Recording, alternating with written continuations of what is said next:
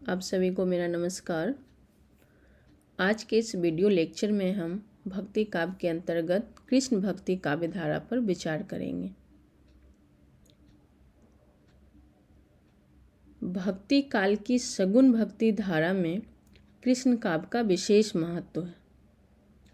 संस्कृत में जयदेव ने गीत गोविंद की रचना करके कृष्ण की मधुरा भक्ति की परंपरा शुरू की थी, जो हिंदी साहित्य में भी लगातार चलती रही। यानी कि कृष्ण भक्ति काव्य धारा की परंपरा की बात करें तो जयदेव की गीत गोविंद से ही मानी जाती है। कृष्ण भक्ति के प्रचार में वल्लभाचार्य के शुद्धाद्वैत दर्शन तथा पुष्टि मार्ग का बहुत बड़ा योगदान रहा है। वल्लभाचार्य ने भक्त कवियों को श्री कृष्ण की लीलाओं का गुणगान करने की प्रेरणा दी। उनके प्रमुख शिष्य सूरदास थे, जो इस शाखा के प्रतिनिधि कवि भी हैं। वल्लभाचार्य के बेटे श्री विट्ठलनाथ ने पुष्टिमार्गी कवियों में से 4 कवि को लिया, जो कि थे सूरदास, परमानंद दास, कुंभनदास और कृष्णदास, और अपने 4 शिष्य जिसमें थे नंददास, चतुर्भुज दास, छित स्वामी और गोविंद स्वामी, इनको लेकर अष्टछाप की स्थापना की। इन 8 कवियों में सूरदास तथा नंददास अग्रणी हैं। मीरा तथा रसखान संप्रदाय निरपेक्ष कृष्ण भक्त कवि हैं, जो इसी काल से संबंधित हैं। यह काव्य धारा यानी कृष्ण काव्य धारा लोक रंजन की दृष्टि से अत्यंत महत्वपूर्ण मानी जाती है। लोक रंजन यानी लोगों के मनोरंजन की दृष्टि से किसी न किसी रूप में कृष्ण संबंधी कविताएं रीतिकाल और आधुनिक काल में भी लिखी जाती रही है। इस दृष्टि से बिहारी, पद्माकर, हरिऔध, रत्नाकर, मैथिली शरण गुप्त तथा धर्मवीर भारती के काव्य महत्वपूर्ण है। यानी कहने का मतलब ये कि कृष्ण भक्ति की जो परंपरा भक्ति काव्य से चली, वो आधुनिक युग में भी लगातार बनी रही। कृष्ण भक्ति काव्य धारा के भावगत विशेषताओं की बात करें तो पहली जो विशेषता है वो उसके दर्शन को लेकर है कि वो किस दर्शन को आधार बनाकर कृष्ण भक्ति काव्य धारा के कवियों ने अपनी रचनाएं की। तो इनका जो दर्शन है, इनका जो सिद्धांत है, वो है शुद्धाद्वैतवाद तथा पुष्टि मार्ग का प्रभाव। कृष्ण भक्त कवि शंकराचार्य के अद्वैतवाद व निर्गुण ब्रह्म का खंडन करते हैं और वल्लभाचार्य के शुद्धाद्वैतवाद को दार्शनिक आधार बनाकर विष्णु के अवतार व सगुण ईश्वर कृष्ण को आराध्य बनाते हैं। शंकराचार्य के निर्गुण को अबोधगम्य घोषित करते हुए सुर की गोपियाँ उद्धव से पूछती हैं, निर्गुण कौन देश को वासी। कृष्ण भक्त कवियों ने वल्लभ के शुद्धाद्वैत के अतिरिक्त माधवाचार्य के द्वैतवाद, निम्बार्काचार्य के द्वैताद्वैतवाद आदि से भी दार्शनिक प्रभाव ग्रहण किए हैं।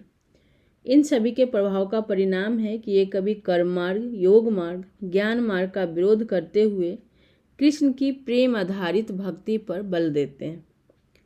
वल्लभ के दर्शन में भक्ति की यह जो पद्धति है वो पुष्टि मार्ग कहलाती है, जिसके अनुसार पुष्टि मार्ग यानी जिस मार्ग में, जिस रास्ते में ईश्वर व भक्त में पोषक पोष्य संबंध है। पोषक पोष्य संबंध यानी कि पालनकर्ता, जो पालन ईश्वर जो अपने भक्तों का पालन कर सके, पोषित कर सके। भक्त ईश्वर के अनुग्रह से ही ईश्वर की प्राप्ति कर सकता है। कहा भी गया है, पोषणम तत् अनुग्रह। अगली जो विशेषता है कृष्ण काव्य धारा की, वो है लीला में अखंड विश्वास। रास लीला कृष्ण काव्य में कृष्ण के लोक रंजक स्वरूप व माधुर्य से पूर्ण लीलाओं का चित्रण है। सभी कवियों ने लीला का वर्णन और गायन मुक्त भाव से किया है। कृष्ण की इन लीलाओं का मुख्य उद्देश्य अधर्म का नाश व धर्म की स्थापना, जैसा कि गीता में वर्णित है, वैसा न होकर भक्तों को रस व आनंद प्रदान करना है। बाल कृष्ण की वात्सल्य से पूर्ण लीलाएं बाल गोपालों के साथ सख्य रूप स्थापित करती लीलाएं, यानी सखा भाव से जो लीला किया है उन्होंने अपने दोस्तों के साथ, बाल गोपालों के साथ, और ब्रज की गोपियों व राधा के साथ रास रचाने वाली माधुर्यमयी लीलाएं संपूर्ण कृष्ण भक्ति काव्य में विद्यमान हैं।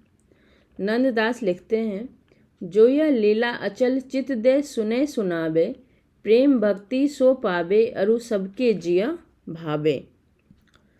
कृष्ण काव्य धारा की अगली जो विशेषता है वो है वात्सल्य का विशद चित्रण। कृष्ण के जन्म से उनके मथुरा जाने तक के समय को चित्रित करते हुए कृष्ण भक्त कवियों ने बाल कृष्ण के अनेक वात्सल्यपूर्ण चित्र प्रस्तुत किए हैं अपने काव्यों में।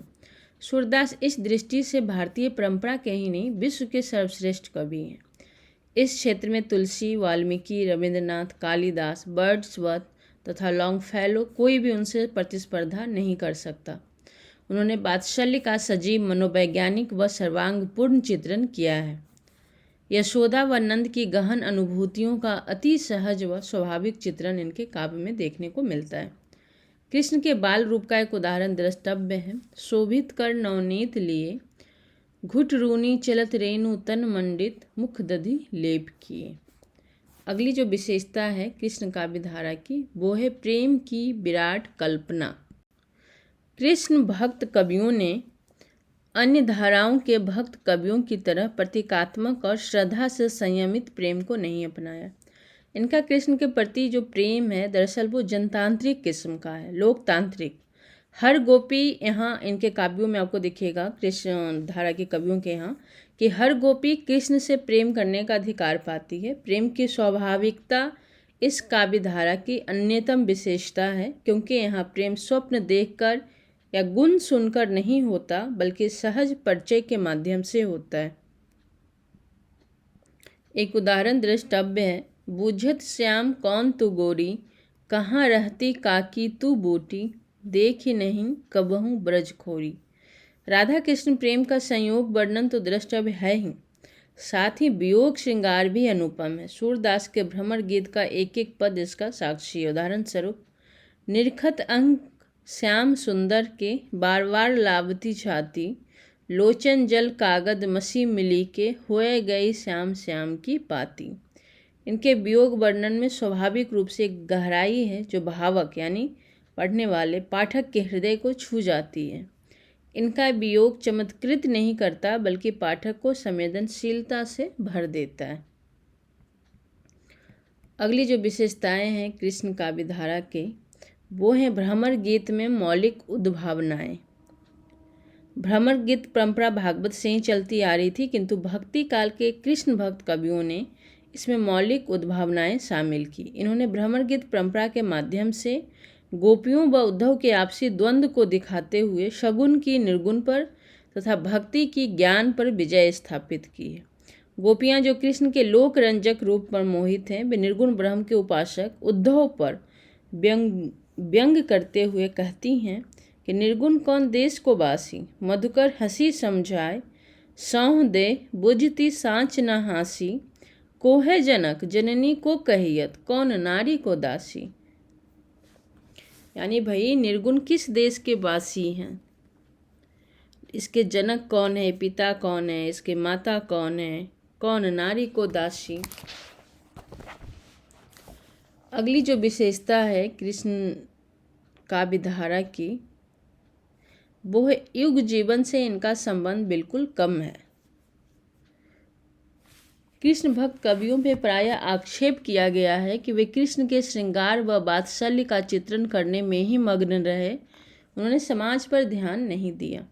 आचार्य शुक्ल ने यह आलोचना करते हुए कृष्ण भक्ति काव्य को लोक मंगल की सिद्धावस्था का काव्य कहा है। इस दृष्टिकोण के अनुसार इन कवियों की कविताएं स्वप्न की तरह सुहावनी तो हैं, किंतु इनमें सामाजिक जीवन के प्रति गंभीरता व प्रतिबद्धता का अभाव है।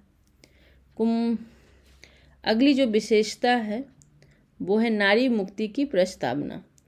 मध्यकाल के सामंती परिवेश में जब महिलाएं घर से निकल भी नहीं सकती थी, तो कृष्ण काव्य धारा ने नारियों को प्रतीकात्मक अर्थ में मुक्ति प्रदान की है, यानी प्रतीक के अर्थ में ही।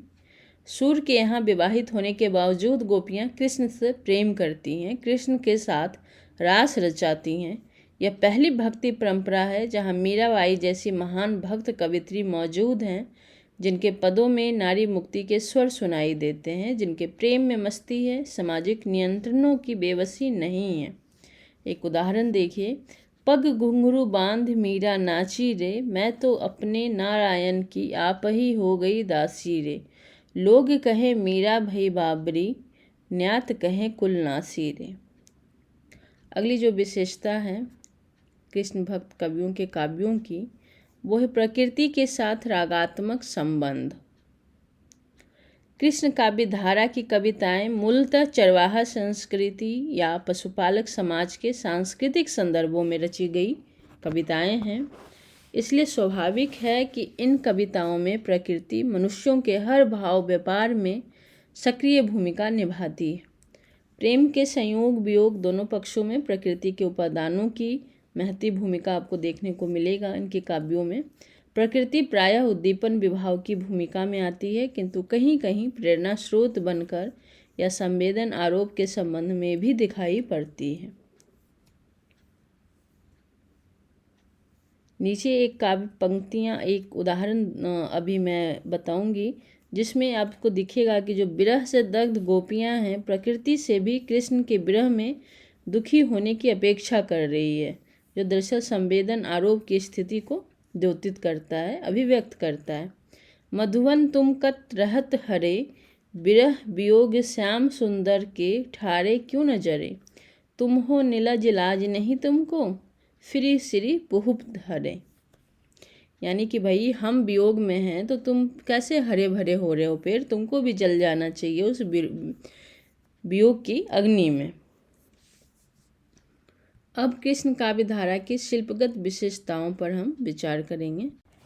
शिल्पगत विशेषताओं में पहली जो विशेषताएं हैं वो उसके काव्य रूप हैं।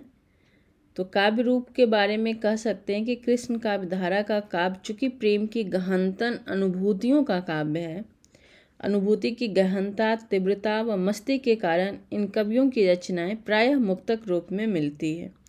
वैसे नंददास आदि के कुछ काव्य जैसे भंवर गीत प्रबंधात्मक हैं, पर यह प्रवृत्ति इस काव्य धारा में काफ़ी कम है। ध्यातव्य है, यहाँ एक तथ्य ध्यान देने योग्य है कि इस काव्य धारा के पदों में कृष्ण की लोक प्रसिद्ध कथा पर आधारित होने के कारण एक क्षीण किस्म की, एक बहुत ही पतले तरीके से प्रबंधात्मकता भी दिखाई देती है। इसलिए इन्हें लीला पद की विशिष्ट संज्ञा दी गई है। सुर ने स्वयं यह नाम देते हुए कहा है कि सब विधि आगम विचार रही, ताते सुर सगुन लीला पद गावे। लीला पद यानी कि जो प्रबंध काव्य है और जो मुक्तक काव्य है उसके बीच का काव्य, न वो बिल्कुल मुक्तक है न ही प्रबंध है। भाषा, अगली जो विशेषता है वो है भाषा। तो इस धारा के भावों की सरस अभिव्यक्ति ब्रज भाषा में हुई है। इनकी ब्रज की मधुरता विलक्षण है। इसी काव्य धारा की सफलता का परिणाम था कि रीति काल में आगे चलकर जो भक्ति काल के बाद जो रीति काल के अंतर्गत आता है, तो उस रीति काल में ब्रज भाषा एकमात्र काव्य भाषा बन गई। छंद पे अगर हम विचार करें तो दोहा, कवित, सवैया आदि छंदों का प्रयोग किया गया है। पदों का प्रयोग इस काव्य धारा की एक विशिष्ट पहचान है। इन कवियों में लयात्मकता तथा संगीतात्मकता के प्रति एक गहरा लगाव दिखता है, जिसके कारण प्रायः सभी पद किसी न किसी राग को आधार बनाकर रचे गए। अगली शिल्पगत विशेषताओं की बात करें तो वो है अलंकार। अलंकारों का यहाँ भरपूर प्रयोग हुआ है, विशेषतः उपमा, रूपक व उत्प्रेक्षा आदि का। इन कवियों ने श्रृंगार व वात्सल्य पर आधारित लीलाओं को विभिन्न अलंकारों के माध्यम से नए नए रूपों में प्रस्तुत करने का प्रयास किया है। शुक्ल जी ने अलंकारों की अधिकता के संबंध में यहाँ तक लिखा है कि सुर को उपमा देने की झक सी चढ़ जाती है और वे उपमा पर उपमा, उत्प्रेक्षा पर उत्प्रेक्षा करते चले जाते हैं। अगली जो विशेषता है वो है प्रतीक। इन कवियों ने प्रतीकों का सफल प्रयोग किया है। एक खास अर्थ में देखा जाए तो कृष्ण ब्रह्म के एवं गोपियाँ आत्मा की प्रतीक हैं। गिरिदर्शन ने अपने साहित्य के इतिहास पुस्तक में, गिरिदर्शन के साथ साथ और साहित्य इतिहासकारों ने कृष्ण काव्य को इन प्रतीकों के माध्यम से समझने पर बल दिया है। अगली शिल्पगत विशेषता है बिंब। चूँकि इस काव्यधारा की सभी कविताएं कृष्ण की लीला पर आधारित है, अतः इनमें बिंबात्मकता की प्रवृत्ति बहुत प्रबल है। उदाहरण के लिए निम्नलिखित एक पंक्ति है जिसमें आप बालक कृष्ण का सुंदर दृश्य बिंब देखिए कि मैया कबहीं बढ़ेगी चोटी, कितनी बार मोहि दूध पियत भई, यह अजहू है छोटी। अब कुल मिलाकर निष्कर्ष रूप से देखें तो कह सकते हैं कि कृष्ण काव्यधारा का योगदान यह है कि इसने सामाजिक संक्रमण के तनावों से गुजरते हुए समाज को वात्सल्य व श्रृंगार की कोमल जीवंत भावनाओं की मस्ती में डुबाकर जीवन को सरस बना दिया। आचार्य शुक्ल के शब्दों में कहें तो इन्होंने समाज में जीने की चाह को बनाए रखने में भारी योगदान दिया। धन्यवाद।